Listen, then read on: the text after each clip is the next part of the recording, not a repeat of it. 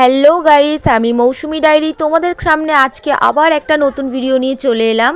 আশা করি ভিডিওটা তোমরা শেষ পর্যন্ত দেখবে।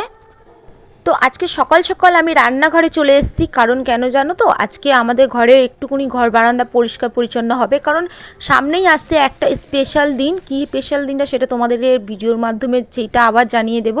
তো একজনের বার্থডে আসছে, সেই কারণে ঘরে ঝুলটুল ঝাড়া হচ্ছে। তো আমি অসুস্থ ছিলাম, বাপের বাড়িতে 1.5 মাস ছিলাম, সেটা তার জন্য ঘর পরিষ্কার ঠিকমতো হয়নি। মা সদ্য তো ঘরে ঢুকেছে, তাই সেরকম গোছানোও হয়নি।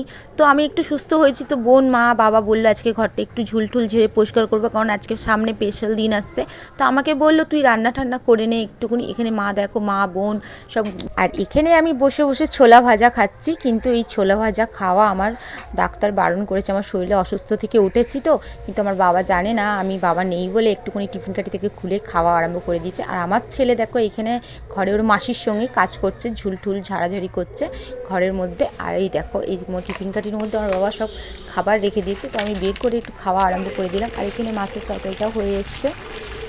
আর আমার মা দেখে বকাবকি করছে, বলছে এইসব না খেয়ে ফল কেটে খা। তো ফল কুচিয়ে দিল, এখানে ফল কুচিয়ে আমাকে দিল যে থালা করে এইগুলো খা, কাজে দেবে। তো এখানে আমার ফল খাচ্ছে, আমার ওরা কাজ করছে, আর আমিও ভিডিও তৈরি করছি। আর অবেলায় আবার স্নান সেরে গায়ে ধুলো পড়ে গেছে, আবার একটু বিছনায় একটু শুলাম।